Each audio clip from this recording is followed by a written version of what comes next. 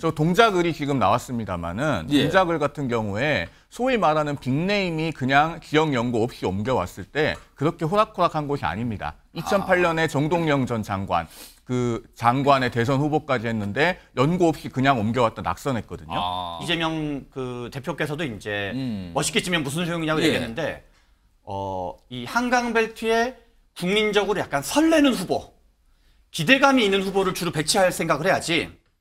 여기 서울에 있는 지역구가 여러 개가 나오는데 일단 동작을이 나오고요. 중구, 성동구 갑, 송파갑.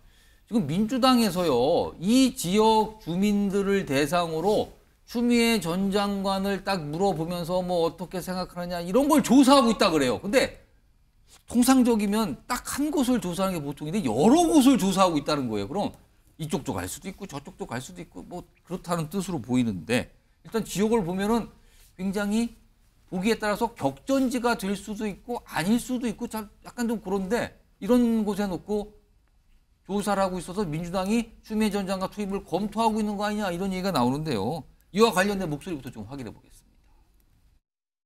최소한 제가 말씀드릴 수 있는 건 여태까지 몸을 사리지 않았듯이 비겁하게 숨거나 몸을 사리지는 않는다. 여러분과 함께 풀어내야 될 문제인 거죠. 이번에 총선에 출마하실 겁니까? 해야 되는데요. 또 네. 지지자들도 해달라라고 요구하는데 민주당이 좀 정신 차리면 저한테도 기회가 있을 것 같고 민주당이 정신 못 차리면 저에게도 기회가 없을 것 같고 그래서 걱정입니다. 올 때는 있을 것 같아요.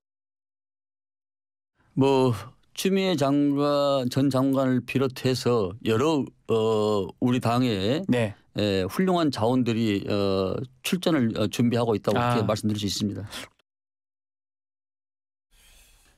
소재훈 위원장, 듣고 계시기로는 아무튼 추미애 전 장관을 민주당은 서울에 투입하겠다 이렇게 봐야 되는 겁니까 지금?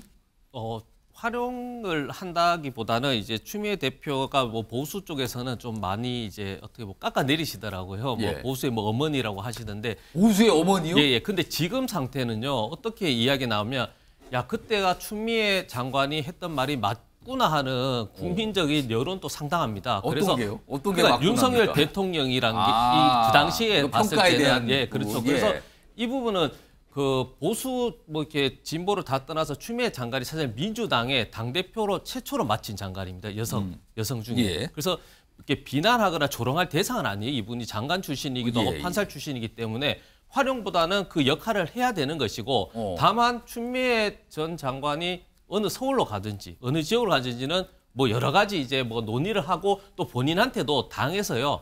이게 사실 상의를 합니다. 어느 지역에 갔으면 하는 거 혹시 어떤 의미로 이번 총선에 임하는 목표라든지 자세를 여쭤보거든요. 그런 조율 그리고 또 제일 중요한 게 상대성이잖아요. 상대 후보가 혹시 이제 다른 추미애 장관과 상징적으로 뭐 여권이나 야당과 이렇게 상징적인 싸움일 이렇게 지역의 격전지로 분류가 되면 전략 공천으로 갈 수도 있는 겁니다. 이거 추미애 전 장관은 사실은 글쎄요. 국민의힘에서는 혹시 추미애 전 장관이 나오면 이거 선거 구도 자체가 또 옛날처럼 바뀌었어 이렇게 좀 생각하시는 겁니까? 글쎄요. 일단은 아까 그 그래픽에 보면은 지금 민주당에서 추미애 전 장관을 여러 지역에 적합조사를 돌린다는 거 아닙니까? 지금 조사를 하고 있다 그래요. 저는 그거 자체 지도 좀 다시 한번 볼까요?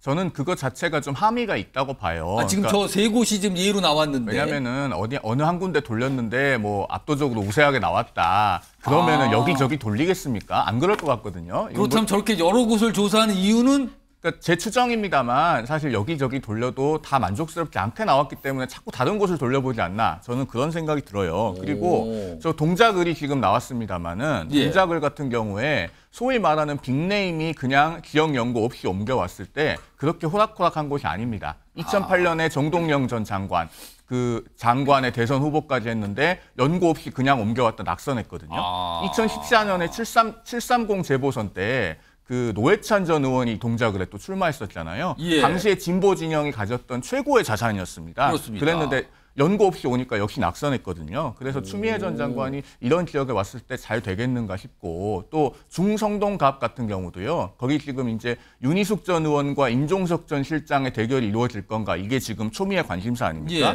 그런데 민주당이 임종석 전 실장을 다른 데로 돌리잖아요. 그러면은 윤희숙 전 의원이 제기한 86 운동권 대 경제 전문가 맞대결에서 자신이 없다는 걸 인정하는 셈이 돼요. 또 민주당이 또 그런 질문을 받게 된다. 그렇죠. 그 배치가 만만치 않습니다. 추미애 전 장관 얘기를 하면 꼬리표처럼 붙는 게 현 정부 탄핵의 주역 아닙니까? 이거예요, 지금요. 늘 나오는 꼬리표처럼 돼 있는 게. 그래서 그럴까요? 다음 목소리에 2명이 등장을 하는데요. 들어보겠습니다. 민주당이 여당으로서 잘못한 부분도 있고 또 그 문재인 정부 당시에 어떤 정책적 문제도 있을 거고 또 인사 문제도 있었고 그런 차원에서 책임 있는 위치에 있는 사람들은 당연히 그에 대한 걸맞는 책임의식을 갖고는 있어야 된다고 생각을 합니다. 그것이 물론 뭐 완전히 공천을 배제해야 될 정도의 중대한 잘못이냐 그건 또 따져봐야 될 문제지만 오면 나경원 전 원내대표뿐만 아니라 동작이나 한강벨트에 따른 우리 당 후보들도 당선 확률이 엄청 높아지거든요. 아니 아무리 그래도 추미애를 또 내나? 하면서 오히려 민주당 심판 쪽으로 결집할 가능성이 있기 때문에 이 이야기가 나온 걸 보고 제가 어제 그 동작이나 그 근처에서 출마를 준비하는 우리 당 분들에게 축하 메시지 인사를 드렸습니다. 2000년 이후로 총선이 총 6번 있었습니다. 예. 그런데 전국적으로는 3승 3패였는데 민주당 입장에서 예. 수도권에선 5승 1패를 했어요. 2008년 한 번만 패배하고 2000년, 2004년, 2012년, 16년, 20년을 민주당이 이제 수도권에서 이겼는데 그 얘기를 좀 다르게 말하면 수도권에는 민주당에 오래된 국회의원이 많다는 말이기도 합니다. 그러면 유권자 입장에서는 우리나라는 특히나 대한민국은 다이나믹 코리아거든요. 뭔가 이렇게 역동적인 걸 좋아해요. 우리나라 국민성 자체가 역동적인 걸 좋아한다고 봐야 되는데요. 그래서 이제 뭐 K-팝이든 뭐 K-컨텐츠든 세계적인 이제 히트를 치고 있는 건데 그런데 지금 민주당에서 이 서울 지역 선거가 엄청 중요한데요. 서울 지역의 가장 중요한 승부처를 뭘로 봐야 되냐면 한강 벨트라는 곳입니다. 그래서 지난 2020년 총선 때는 민주당이 서울 전역을 압승을 했는데 강남 3구를 정도를 제외하고는 그런데 지난 대선에서 서울의 총 25개 구 중에서 14개 구에서 민주당이 졌어요. 그런데 그 14개 구가 다 어디냐? 한강 벨트에 다 모여 있어요. 한강을 끼고 있는 지역구들. 그렇죠. 뭐 광진구, 영등포구, 뭐 동작구 이런 데들이거든요. 마포, 용산, 성동을 포함해서. 그러면 민주당이 선거에서 정말로 이길 생각이 있으면 우리 이재명 대표의 표현처럼 멋있게 지면 무슨 소용이냐. 이 표현을 저는 이재명 대표 본인과 당 지도부가 좀 더 생각하실 필요가 있는데 민주당은 한강벨트에다가 지극 정성을 투자해야 돼요. 어떤 분을 투자해야 되냐. 우와, 민주당이 변화하려고 하는구나.